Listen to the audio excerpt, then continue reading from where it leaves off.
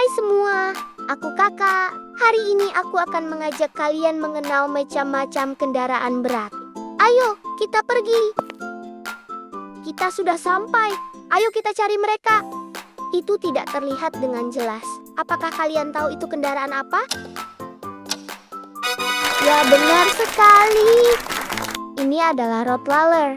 Tugasnya adalah meratakan jalanan agar menjadi halus. Jalanan halus yang kita gunakan ini semua berkat dia loh.